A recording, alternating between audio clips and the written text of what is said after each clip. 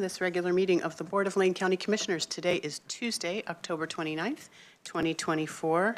Good morning, Commissioners, and everyone here joining us in Harris Hall, and to anyone watching online or remotely. First up, are there any adjustments to today's agenda from the Administrator? None. To the Board? Seeing none. Any emergency business? None. Then we will start usually with public comment, but today we're going to do a few minutes before public comment for some employee recognition. I think I speak for all of us when we say this is one of our favorite things that we get to do periodically here is to bring forward some of the folks doing excellent work serving the community here at Lane County. And so I'll turn it over to our Administrator to introduce these folks. Thank you, Chair. Good morning, and you're right, Chair. This is the fun part of these meetings is recognizing the great work that's happening by our employees across the organization. And so today we have three individuals from our Public Works General Services Division, Michael Johns, John Roach, and Nathan Mitchell-Hooks. And so we're going to share with you an update here and the reality, exciting news that Lane County is now up to 20 electric vehicle charging stations across Lane County with a total of 39 charging ports.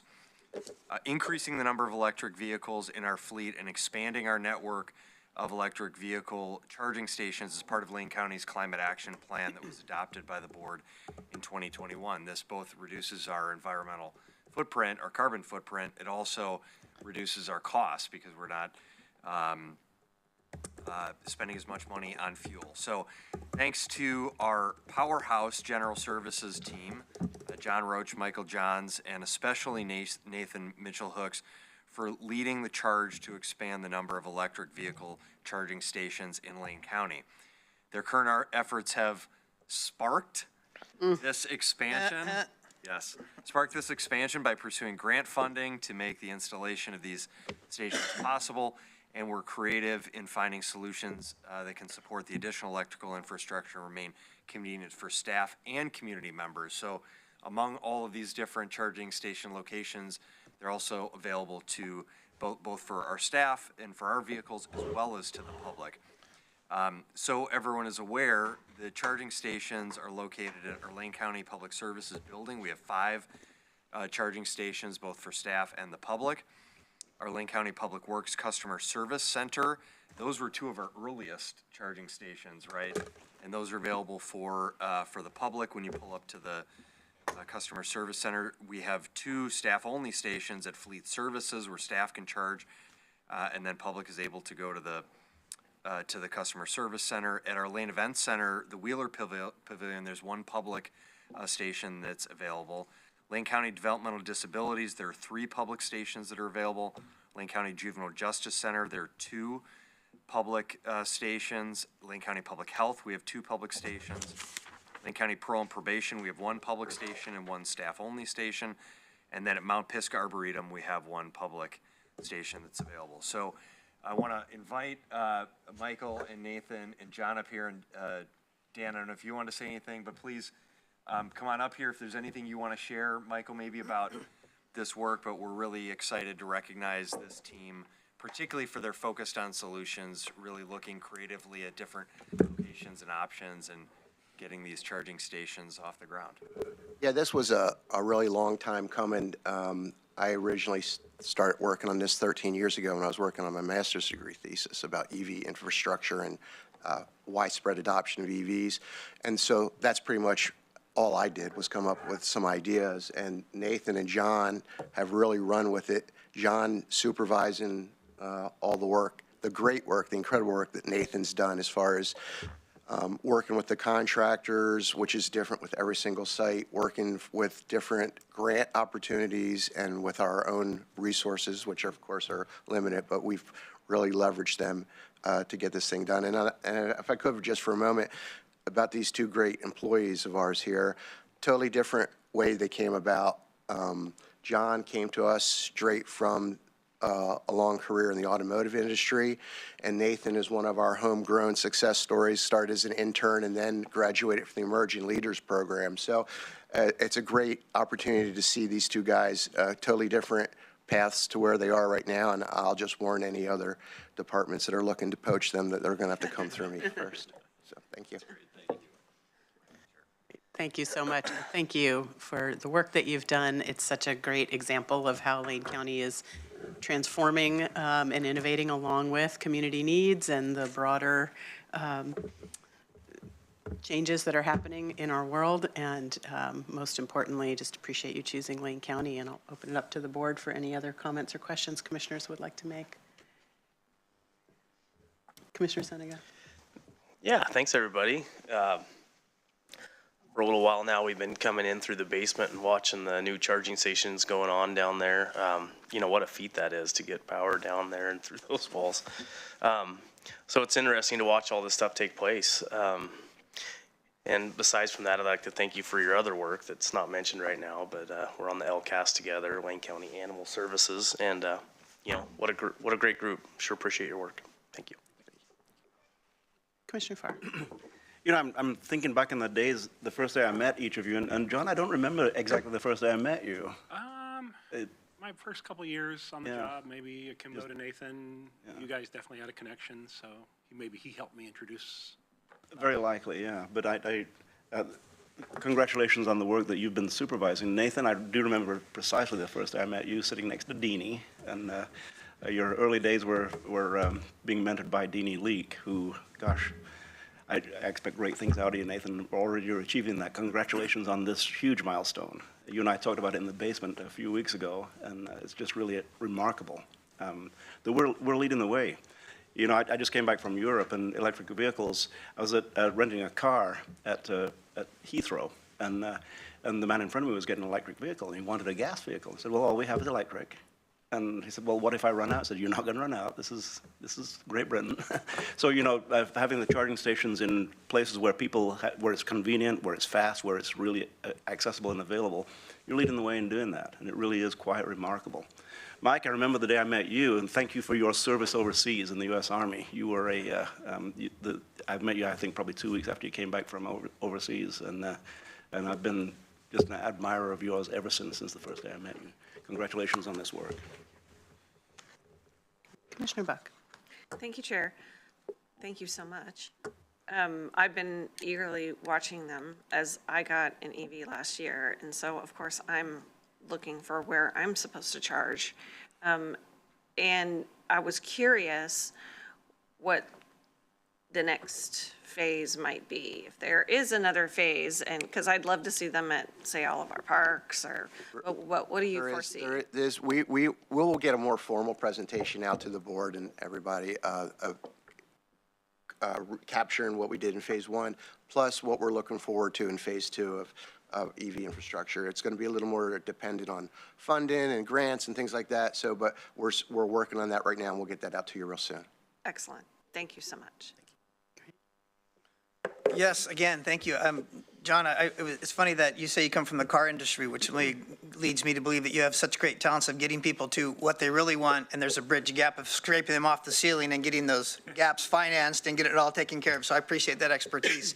And Nathan, the fact that you were mentored by Deanie, you got a really good start, good pillar, and it's great to see that Lane County is brewing and breeding success stories, which you're one of them, and that's really exciting to see. So obviously you've got the open paved road ahead of you to do even greater things, and I personally give you permission to do those great things ahead, which is great. And just thanks for all you guys have done. And Mike, thanks for just supervising well. And again, I didn't know you were a service member, but thank you for your service, sir. Appreciate it. Chair, thank you, commissioners. Thank you.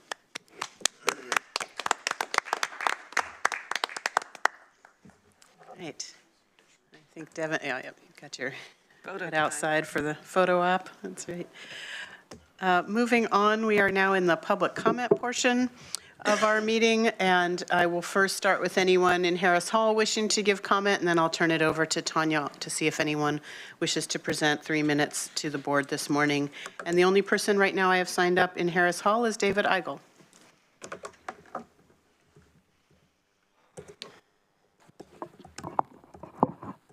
David Eigel. Excuse me. David Eigel.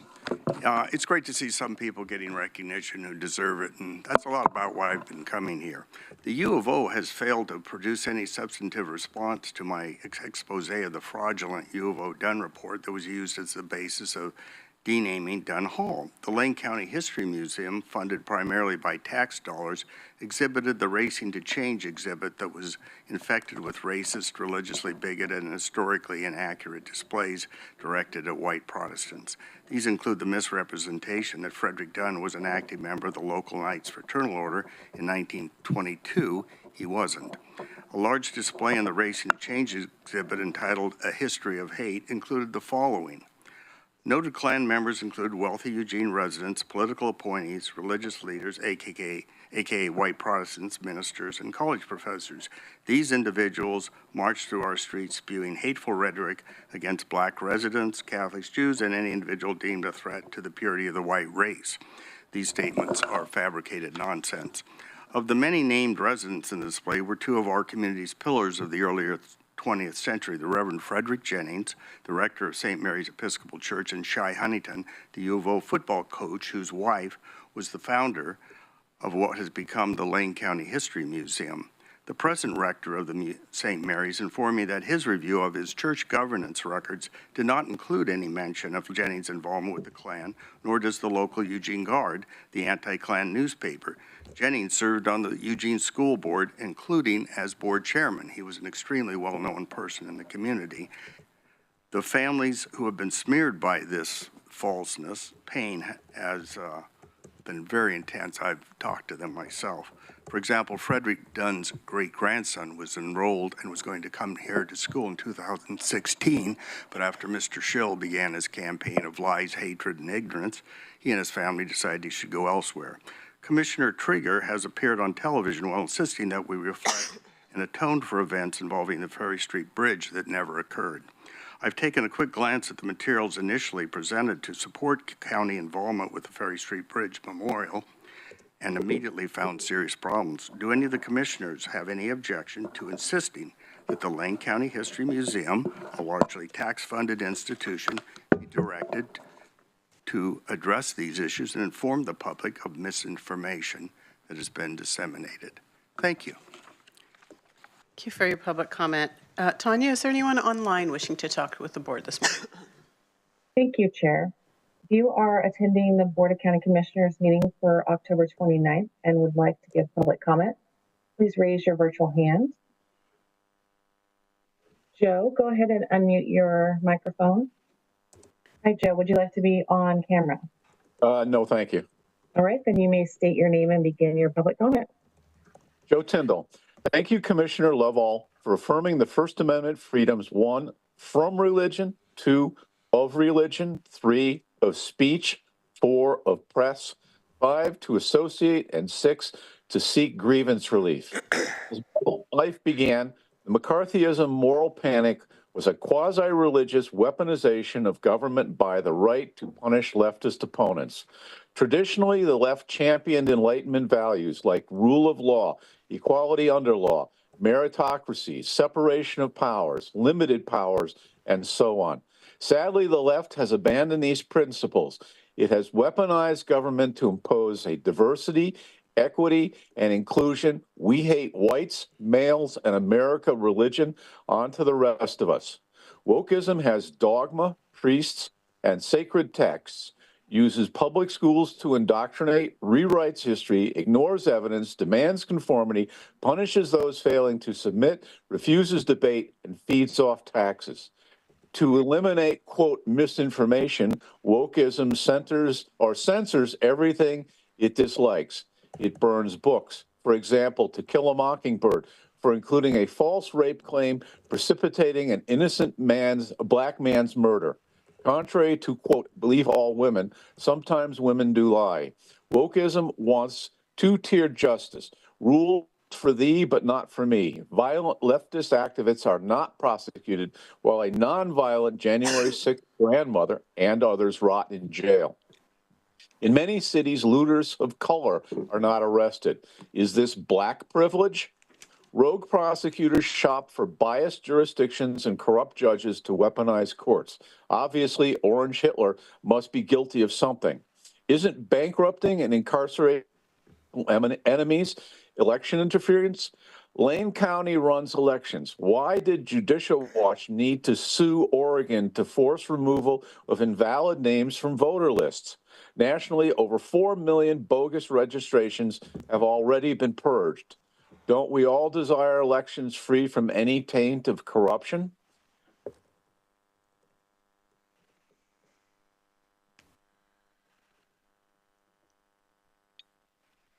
Joe, are you done Commissioner- with your? Go ahead.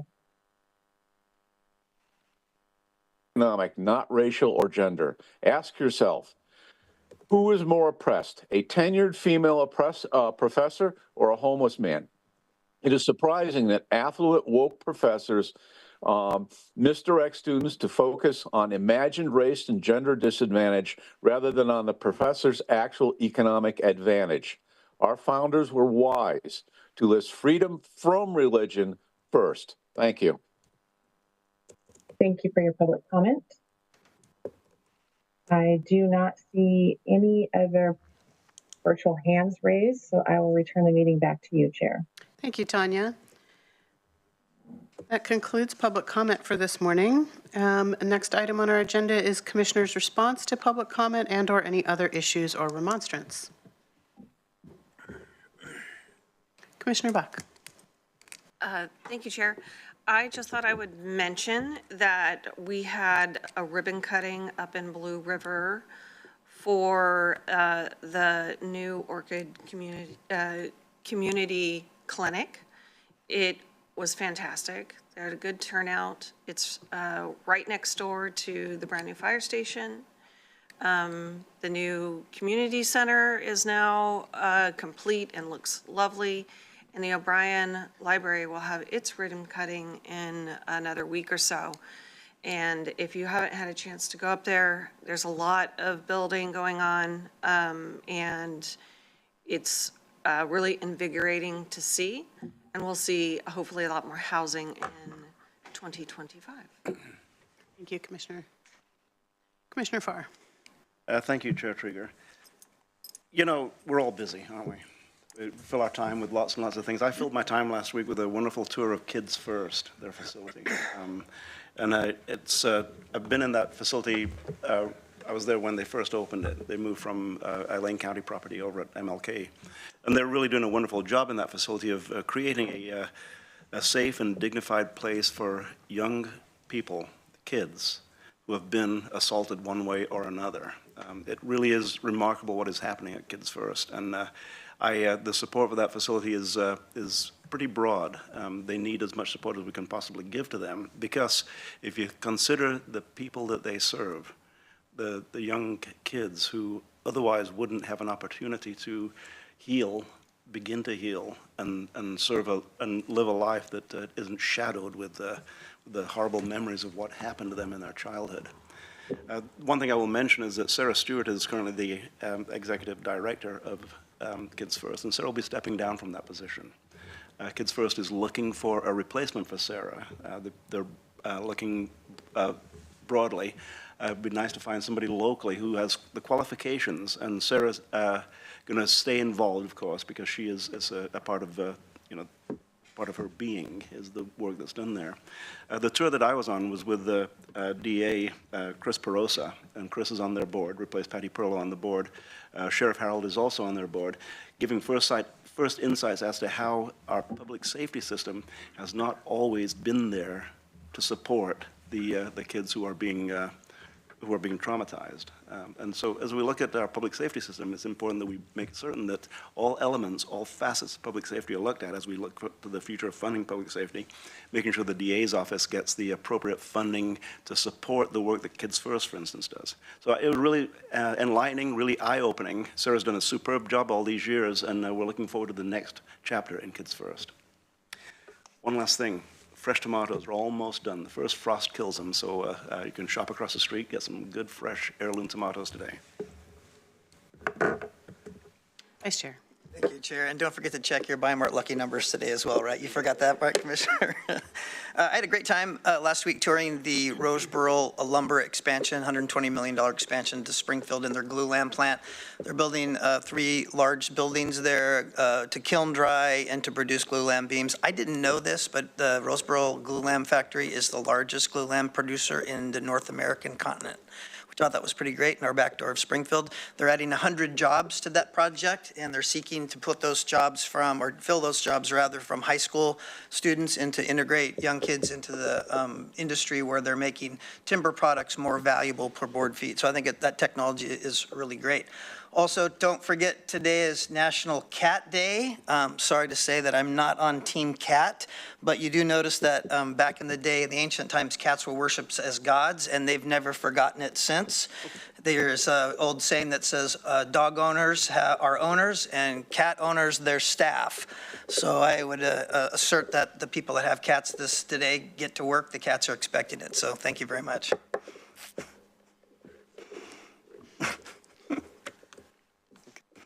Commissioner Sundgaard, okay. Well, thank you all. I will just add a note of appreciation. We were fortunate enough to host Senator Ron Wyden last week here so he could learn about the suite of behavioral health programs and how they intersect with the criminal justice system and the criminal justice reforms we're working on here at Lane County, and particularly to get a presentation from our partners in our new Behavioral Health Stabilization Center initiative. And so I just want to appreciate the many, many staff that helped to orchestrate that meeting and also who participated and presented, which included our Community Justice and Rehabilitation Services Director, Greg Rickoff, our Sheriff, Cliff Harold, our DA, Chris Perosa, Eve Gray, Director of Health and Human Services, and Pauline Gishohi from Behavioral Health Services, and of course our administrator, and whoever else I'm forgetting, my apologies. But it's always really wonderful when our federal delegation wants to actually come meet with us to hear our perspective on how things are going and how they can best help us. We are doing really important and great work here in Lane County in this behavioral health space, and it is not going unnoticed or unappreciated. So thank you to everyone who's been part of the many initiatives in that space, but particularly the Stabilization Center work, which has been a long time coming. With that, the next item on our agenda is our consent calendar. These are items considered routine. All the materials are available by clicking the View Material link online, and they will be adopted in a single motion with no discussion. If anyone had wished to discuss an item, it could have been pulled from the agenda, and so with that, I'll look for a motion.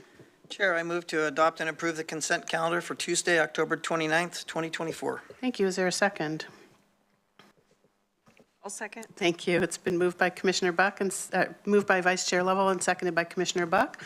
All those in favor of approving today's consent calendar, please signify with an aye. Aye. Aye. Thank you. Motion carries 5-0. Next, we are at County Administration, item 7. We're just cruising through the agenda. And this is a report and discussion from our legislative committee.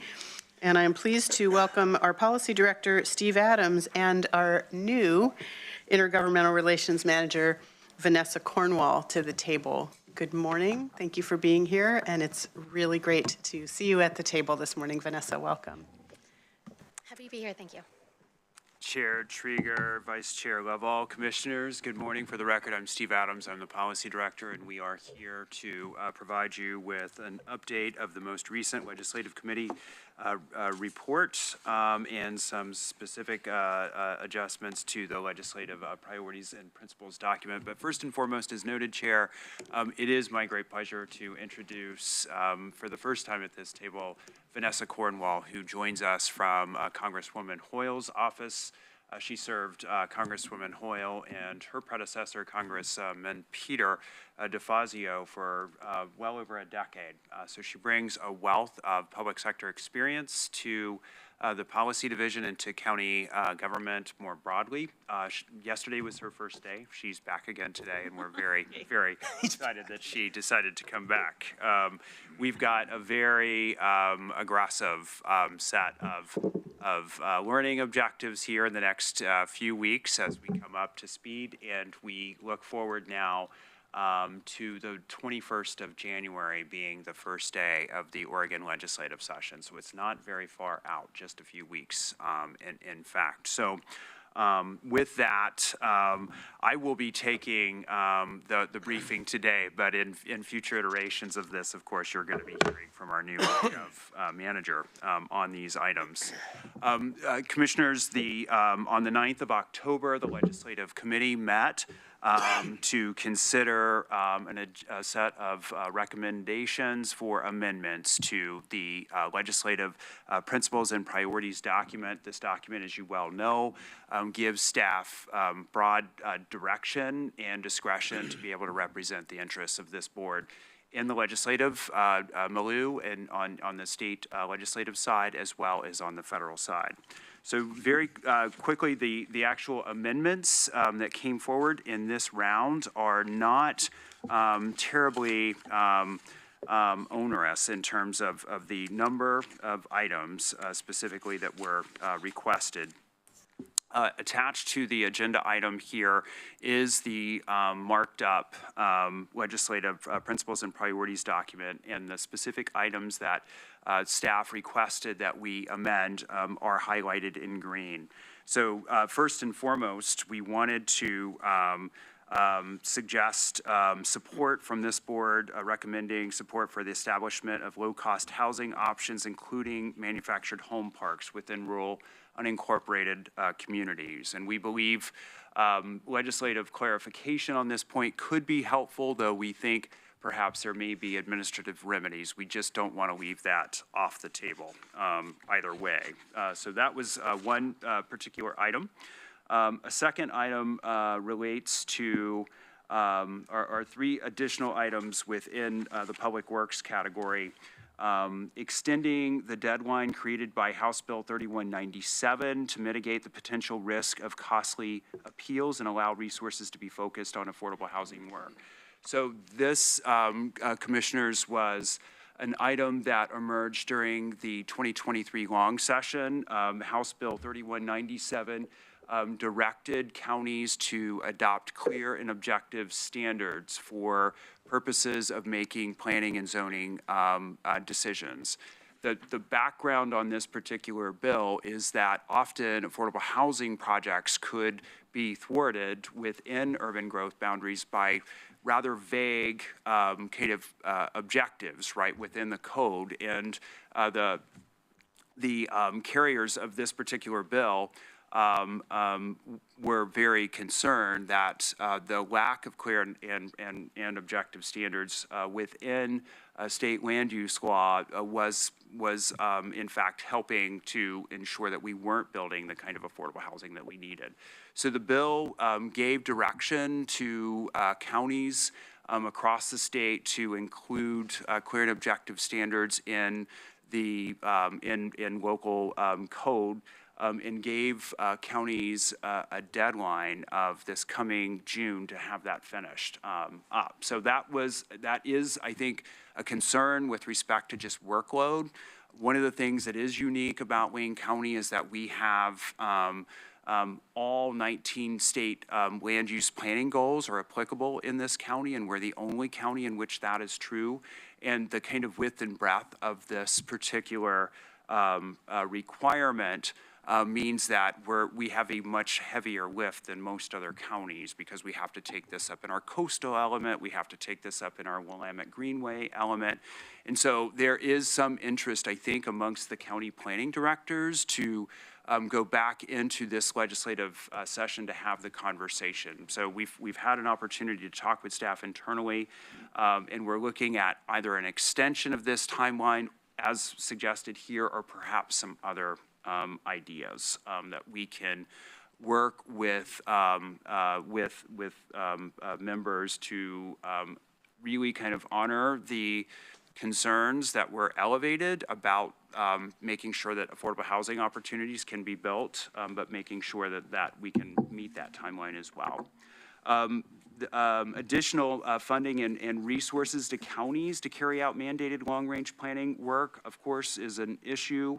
Seeking funding for planning and infrastructure enhancements of government facilities to support the electrification of electric fleets, and we just saw some recognition of staff here who are leading the way there. And supporting the creation of a fee on new RVs that would fund the disposal of old RVs. And so this issue of abandoned RVs, particularly in our forested lands, continues to be an issue. We have an additional request to add support funding of a statewide stormwater permitting infrastructure enhancement and maintenance program. So that was funded by the legislature at a fairly nominal level for work statewide, and it was mostly funding planning grants. And so certainly this board has had some briefings specifically on recent Endangered Species Act associated with stormwater, so this will continue to be an issue that we will need to work on. I think I neglected to mention one item, now that I think about it, back on page 8 of the document, which goes under the Health and Human Services area. This is oppose efforts to transition eligibility determinations and licensing of foster homes for people with intellectual and developmental disabilities from the Community Developmental Disabilities Programs to the state. So, Commissioners, this item was recommended by staff in our IDD program.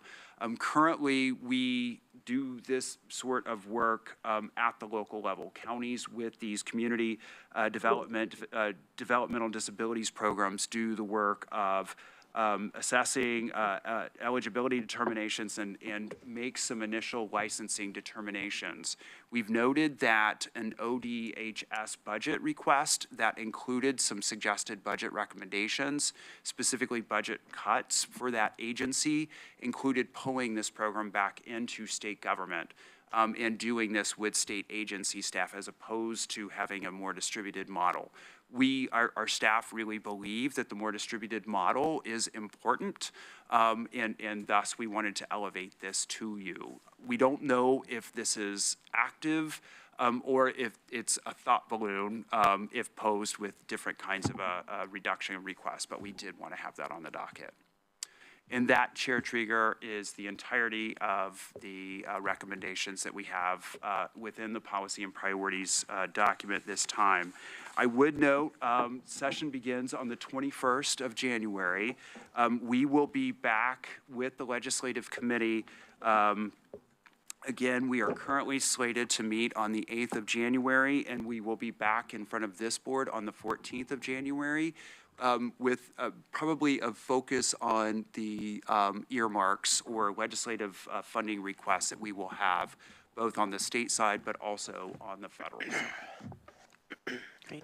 Thank you so much for that. And again, welcome, Vanessa. It's great to have you here. And Commissioner Farr and I sit on the Legislative Committee, and just for folks who might be watching and don't know, it's a large committee because we have all of the department directors elected and appointed participating, so that that's how we have such a good understanding of the full range of issues that might be impacted by activities in Salem. So thank you for that. And we got to meet Doug Riggs at that, who will be our contract lobbyist for the session as well. So that was great to meet him and hear about all his experience.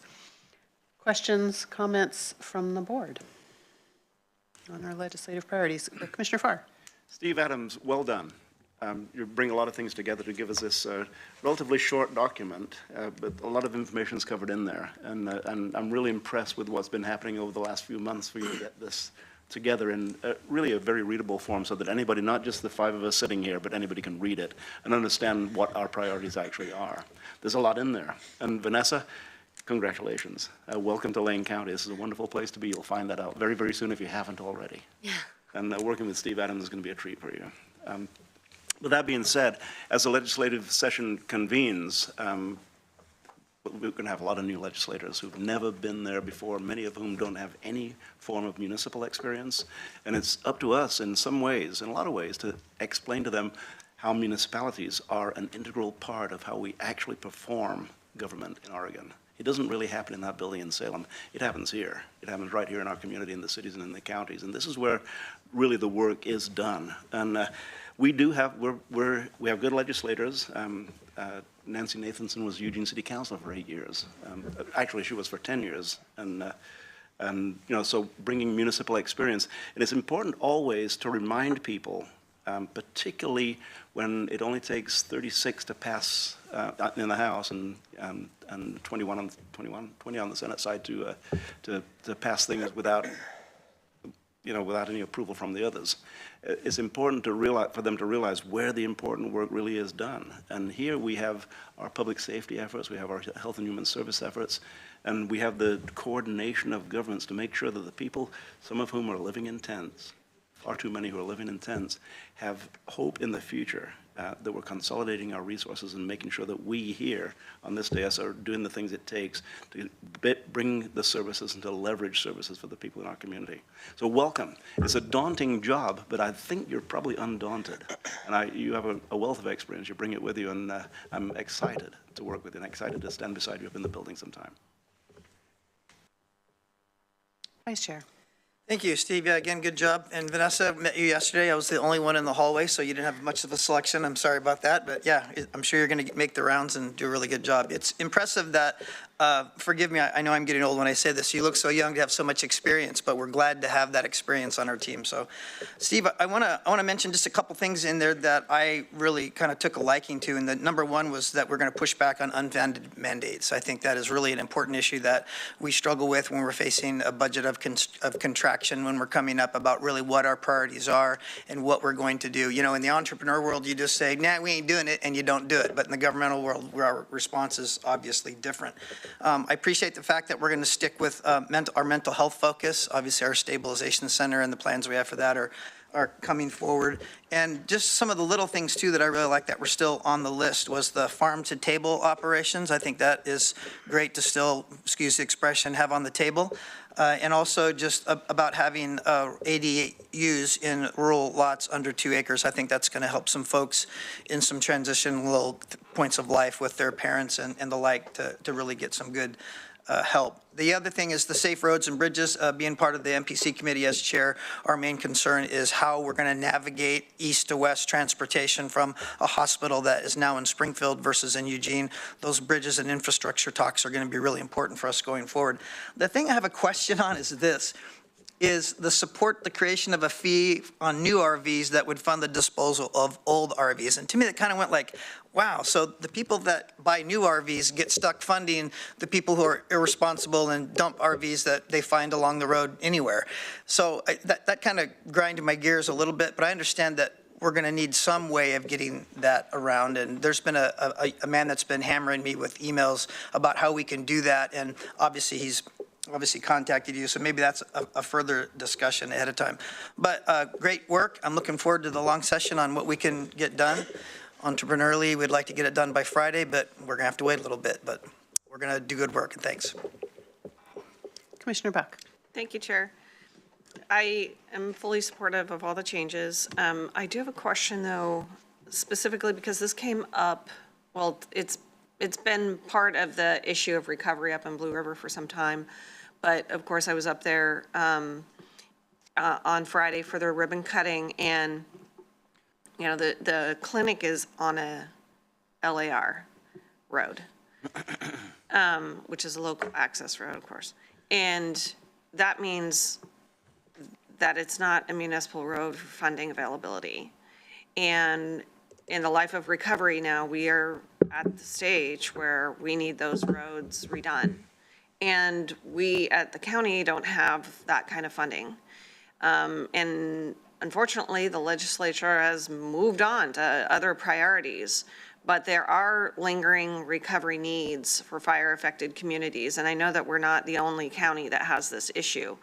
And I know that they'll be talking about transportation needs. And so I'm hoping that we can talk within that realm, perhaps, about some funding for local access road redevelopment in recovery counties and recovery communities, because otherwise I don't know how these are going to fare, especially when we have buildings like the fire station on a road like that and a clinic. You know, these are like high traffic locations, and these roads are already pretty torn up. They're going to be considerably more torn up with no funding in sight, and there's no economic or residential base that could withstand the kind of amounts of money that will take to do those roads. They're thinking about temporary means to do that, but really they just need to be redone. Commissioner Senega. Yes, LARs were also on my list, as my phone rings daily with concerns. And part of that is, you know, we're pushing housing, but we're not doing everything in order to get there. These LARs are now thoroughfares to get to new neighborhoods, and these neighbors are responsible for that road that, say, the heavy trash trucks drive on to get back to those roads. And when it was a dead-end road, it probably would have lasted forever. The maintenance was very minimal, but that's just not the case now. So that'll be interesting to see where that goes. This is an exciting list, and Mr. Adams, I love how accessible you are. When you walk by and you see somebody in the hallway and you jump in, and your excitement about where we're at on different things. You know, the HB 3197, I'll be watching that. That'll be really interesting, because that's something that's come up in my world also as one of the rural commissioners. The low-cost housing, I feel like we're right where we should be with that, with Mr. Mongan coming aboard. Very, very excited about that. And then, as Commissioner Lovell brought up, I was at Hensey Farms Sunday, because it was their last day they were open, and he calls it farm to face. And they run that food cart, and it's just amazing the stuff that comes off their land, and that he's doing right there. So that agritourism is huge. The weather was terrible Sunday, and the place was packed. You know, I think that's a market we could really hit on. So, thank you. It's exciting stuff. Well, thank you again. I'll just sort of wrap us up by saying this is why these are, I would imagine, so useful to you, to just hear what's popping to the top of our list. And of course, as Commissioner Farr pointed out, there will be several new legislators who are just trying to get their feet under them, and many, many, many hundreds of bills get introduced that don't even make it out of committee, let alone get any kind of hearing on the floor, let alone pass. It's a bit of an iterative give and take, but it's great for us to have this grounding in what we're hoping for and pushing on, but then we have to stay flexible and nimble and a little opportunistic as we see what's possible, because we can go up there and talk all day long in Salem about what we need, but if there isn't a legislator who's carrying that on our behalf, it's not going to go much of anywhere. And I will also just note, mostly for folks watching, the Association of Oregon Counties has its own legislative priorities list, and we are very much in alignment on a lot of our key issues and initiatives, particularly around receiving adequate resource to do the work that the state mandates for us to do. That is something that every county agrees on. So I'm also really hopeful about those alignment opportunities to sort of amplify our priorities by all the other counties weighing in and the association as well. Because I know Salem does listen to the association's voice. Whether they always end up agreeing or taking the action we want them to is another matter. So thank you so much. Looking forward to having you back at the top of the new year. Okay. Okay. Commissioner Farr. Thanks for pointing out that Salem sometimes listen. They listen, don't always act. And, you know, there are more people in the legislature besides the 91 elected officials that seem to make all the decisions. The administration up there. Association of Oregon Counties has formed a committee that meets monthly, and they meet with Oregon Health Authority, with the directors of Oregon Health Authority and OHCS and other directors. And if you look into that, it's something that Alex attended pretty regularly. Eve Gray, who is our Health and Human Services Director, is always at the meeting. They meet once a month, and you'll probably get to know Jessica Pratt from AOC, you may have known her. She was in the legislature back when I was a state rep years ago. As you get to know AOC, the work isn't always in the building with the electeds. A lot of work happens with the administration of the departments, and we have a good in there. So, thanks. Great. Thank you so much. Thank you, Chair. And then following, I believe, is a board order to adopt, yes? Yep, we do have before us Order 24-10-29-03 to adopt the legislative principles and priorities document before us. Do I have a motion? Yes, Chair, I move to adopt Board Order 24-10-29-03, updates to the Lane County Legislative Principles and Priorities document, including the amendments recommended by the Lane County Legislative Committee arising from their October 9th, 2024 meeting and included by reference as an attachment A to this October 29, 24 board memo. Is there a second? I'll second. Thank you. It's been moved by the Vice Chair and seconded by Commissioner Buck. Is there any discussion to the motion? Seeing none, I'll call for the vote. All those in favor, please signify with an aye. Aye. Aye. Motion carries 5-0. Approval of Order 24-10-29-03 in the matter of adopting the October 2024 Legislative Principles and Priorities document. Thank you very much. All right, the final item on our morning's agenda is announcements from county administration, starting with an elections update. Thank you, Chair and Commissioners. Do have an update here, and I called for reinforcements. I have our Director of Operations and Public Information Officer here in the room, able to answer additional questions if I can't answer them. But I want to share with you that our live stream is new, improved, and live. We have several new camera views to enhance online observation. So you can go on, again, lanecountyor.gov/elections, and you can watch the video monitoring of our elections office. 21 deconstruction teams opened and prepared over 30,000 ballots to be counted yesterday. As of the end of the day, yesterday, over 73,500 ballots have been received. So we have approximately over 282,000 registered voters in Lane County. We've received 73,500 ballots so far. Keep an eye on the dashboard. The dashboard is now live and being updated regularly, so watch that for updates. We were informed, you may have seen the news release that was put out yesterday. We were informed yesterday that a key used to open two United States Postal Service mailboxes in Marcola was stolen during a break-in at the Marcola Post Office Sunday night. It does not appear to be related to the election, and we are being cautious and asking voters in Marcola to return their ballots to the official ballot drop box at the Mohawk Marketplace.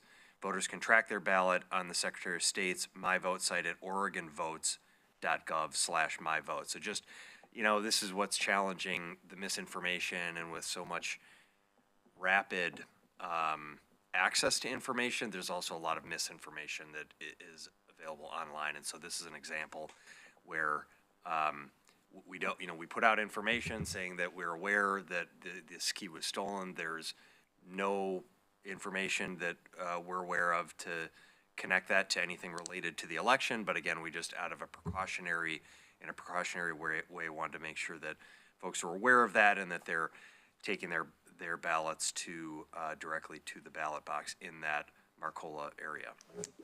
Our team continues to actively monitor election threats and is taking the recent attacks on ballot boxes seriously. You may have seen a story out of Portland and one out of Vancouver, Washington. Voters should feel confident returning their voted ballots to Lane County drop boxes. It's important to note we have 21 drop boxes in Lane County. Most of them have either fire suppression and or video surveillance. We've also are working actively with local law enforcement throughout Lane County and have asked for additional local law enforcement patrols of our drop boxes so that we have that regular presence. The drop boxes are tended to, and the ballots are collected at least daily since the drop boxes were opened about a week ago.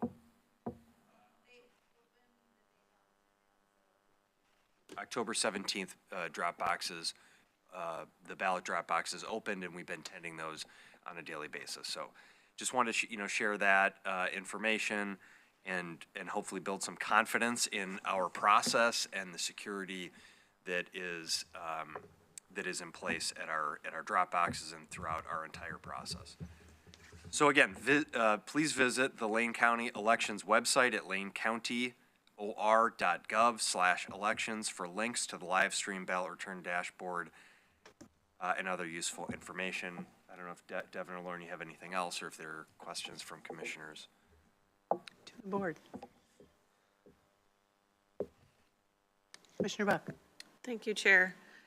It's extremely disturbing to hear that ballot drop boxes are being attacked. It's Outside of Lane. outside of Lane County, but nonetheless in Oregon. And,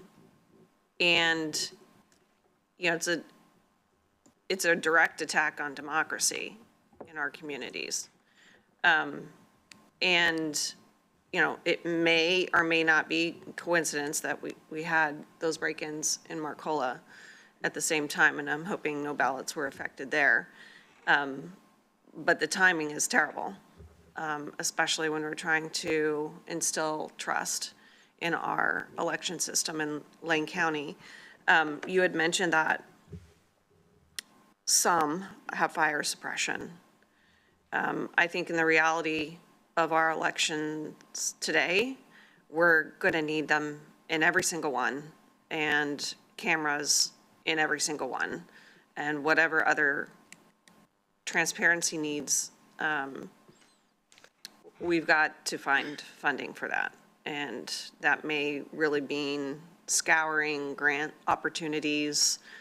But I can't see in today's age how we cannot have all of those preventative and transparency tactics installed at all 21 sites at this point.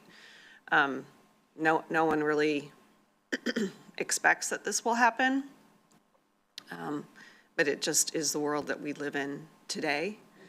And I hope that we can really work diligently to make sure that we can get that in place for the next election cycle. One clarification, Commissioner, that I want to say is, and it's a slight distinction, but an important one nonetheless, is that I would characterize it by saying that most of our ballot boxes drop boxes have fire suppression. So not all, but most, in addition to video surveillance. So your point being, we need to get to 100%. You're right, and so there's work to do on that front. But just want to be clear with everyone that we're doing everything that we can. And you're right. I think if you just look back a few years ago, these were not things that we were regularly dealing with, and so the challenges have changed, and we need to adapt to that going forward. But I think our teams, if you just look at the things that have been put in place, the grants funds that we receive for video surveillance that has been put in place, the fire suppression, the online monitoring, the work with local law enforcement, the dashboard information. There are a lot of things that we continue to do to adjust to the changing dynamics, and more that needs to be done in the future. Any other questions or comments on the elections update from the board?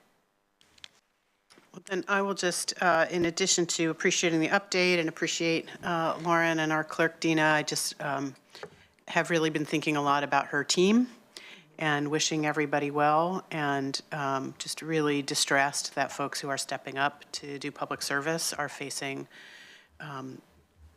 threats and having to operate in a climate of such heightened anxiety. And so really just grateful to them for showing up every day and doing their work with commitment and integrity and focus. I share Commissioner Buck's concern and goal of getting all 21 boxes as protected as possible. And I would love at some point maybe before the year is out, so that as we head into budget season, we can have a cost estimate on what it would take to make sure all 21 boxes are equipped with cameras and fire suppression materials or whatever that is. And then I just wanted to, because some other time when Dina Dawson, our clerk, was with us, she talked about misinformation, disinformation, and malinformation and named the difference. And I think the vast majority of what's out there is misinformation, just people getting it a little wrong. Things like characterizing what's happening in Marcola as being about disrupting elections, and that's misinformation. We don't know. It's a key to a mailbox. We don't know if it's related to elections. It's misinformation.